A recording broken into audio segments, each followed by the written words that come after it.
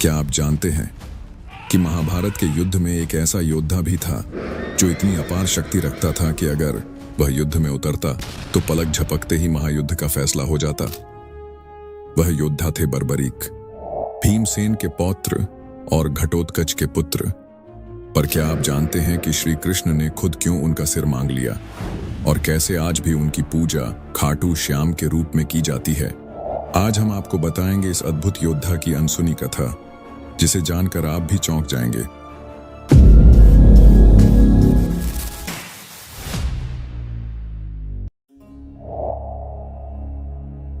बर्बरीक, जिनका जन्म ही एक महायोद्धा के रूप में हुआ था। उनके नाना भीमसेन महाभारत के सबसे बलशाली योद्धाओं में से एक थे और उनके पिता घटोत्कच भी शक्ति और मायावी युद्ध कौशल के लिए प्रसिद्ध थे। लेकिन बर्बरीक की कहानी सबसे अलग थी। बचपन से ही वह अतुलनीय पराक्रमी थे। उन्होंने तपस्या कर भगवान शिव से 3 अमोघ बाणों का वरदान प्राप्त किया। ये बाण इतने शक्तिशाली थे कि मात्र 3 बाणों से वे पूरी दुनिया का नाश कर सकते थे या फिर जिसे चाहें जीवन दान दे सकते थे। इसीलिए उन्हें 3 बाणधारी कहा जाने लगा। इन बाणों में इतनी खासियत थी कि वे महाभारत के युद्ध को मात्र पलों में समाप्त कर सकते थे। पहला बाण, वह जिस भी चीज को निशाना बनाकर छोड़ा जाता उस पर अपनी छाप छोड़ देता। दूसरा बाण, वह उन सभी चीजों को नष्ट कर देता जिन पर पहले बाण ने निशान लगाया होता। तीसरा बाण, वह उन चीजों को बचा लेता जिन्हें पहले बाण से चुना गया था। यानी अगर बर्बरीक युद्ध में शामिल होते तो सिर्फ एक बाण से ही वे पूरी कौरव सेना या पूरी पांडव सेना का नाश कर सकते थे। लेकिन क्या आपको पता है कि यह बाणों की ताकत ही उनके लिए सबसे बड़ा अभिशाप बन गई। जब महाभारत का युद्ध छिड़ने वाला था तो बर्बरीक ने अपनी माता से कहा, माँ, मैं भी इस धर्म युद्ध में भाग लेना चाहता हूँ। माता मंदोदरी ने कहा, बेटा, युद्ध में हर योद्धा किसी एक पक्ष का समर्थन करता है, तुम किसका साथ दोगे? बर्बरीक ने जो जवाब दिया वही महाभारत के सबसे बड़े रहस्यों में से एक बन गया। उन्होंने कहा, माँ, मैं सदैव उस पक्ष का साथ दूंगा जो कमजोर होगा, जो हारने की कगार पर होगा। जब श्री कृष्ण को इस प्रतिज्ञा के बारे में पता चला तो वे गहरे सोच में पड़ गए।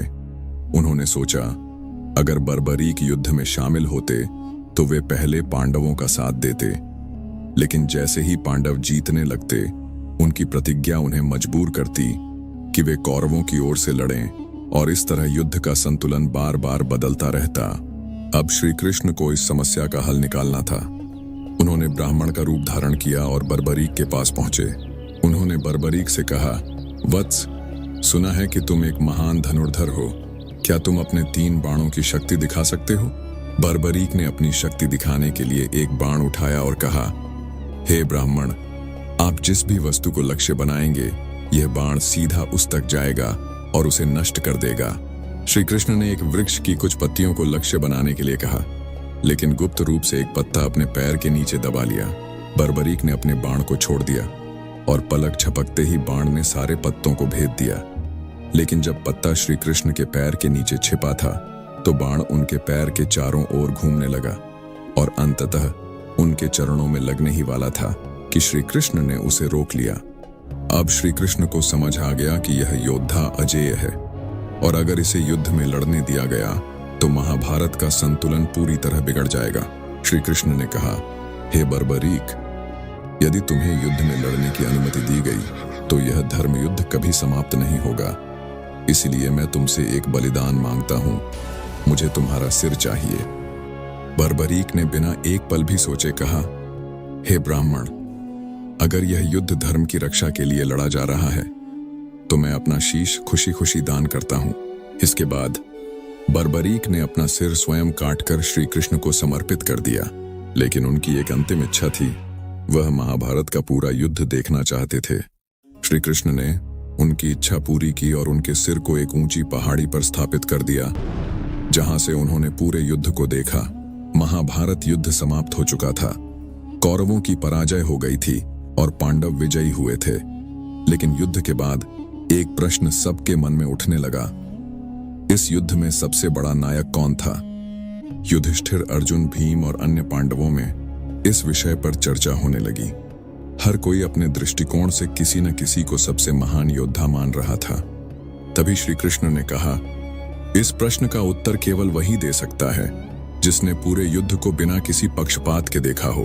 सबकी नजरें उस दिशा में गईं जहां बर्बरीक का सिर रखा हुआ था। बर्बरीक, जो युद्ध में भाग नहीं ले पाए थे, लेकिन श्री कृष्ण के वरदान से अपने कटे हुए शीश के माध्यम से पूरे युद्ध को देख रहे थे। श्री कृष्ण ने बर्बरीक से पूछा, हे बर्बरीक, तुमने पूरे युद्ध को देखा है, बताओ इस युद्ध का सबसे बड़ा नायक कौन था? बर्बरीक मुस्कुराए और बोले, मैंने युद्ध के मैदान में केवल एक ही योद्धा को हर जगह लड़ते हुए देखा। हर योद्धा की शक्ति के पीछे वही खड़ा था। जब भी कोई बाण चलता था, जब भी कोई अस्त्र शस्त्र वार करता था, तो मैंने केवल एक ही व्यक्ति को देखा, श्री कृष्ण। इसलिए इस महायुद्ध का सबसे बड़ा नायक कोई और नहीं बल्कि स्वयं श्री कृष्ण ही है। यह सुनकर पांडव और सभी योद्धा चकित रह गए। उन्हें समझ में आ गया कि इस पूरी लड़ाई की असली शक्ति श्री कृष्ण थे। युद्ध की रणनीति से लेकर धर्म की स्थापना तक हर चीज के पीछे उन्हीं का हाथ था। बर्बरीक की यह कहानी हमें सिखाती है कि सच्चा वीर वही है जो धर्म और न्याय के मार्ग पर चलते हुए अपने बलिदान से भी पीछे नहीं हटता। युद्ध समाप्त होने के बाद श्री कृष्ण ने कहा, हे बर्बरीक, तुम सबसे महान दानी हो। कलयुग में तुम्हारी पूजा श्याम के नाम से होगी और जो भी सच्चे मन से तुम्हें याद करेगा उसकी हर मनोकामना पूरी होगी। आज राजस्थान के सीकर जिले में स्थित खाटू श्याम मंदिर में बर्बरीक की पूजा होती है। वे हारे का सहारा माने जाते हैं। भक्त उन्हें सच्चे मन से पुकारते हैं और कहते हैं, श्याम तेरी महिमा न्यारी है। तो दोस्तों, यह थी महाभारत के सबसे रहस्यमयी योद्धा बर्बरीक की कथा। वीडियो को लाइक और शेयर करना ना भूलें और ऐसे ही अद्भुत कथाओं के लिए हमारे चैनल को सब्सक्राइब करें। कमेंट में बताइए अगली कहानी किस रहस्य पर होनी चाहिए।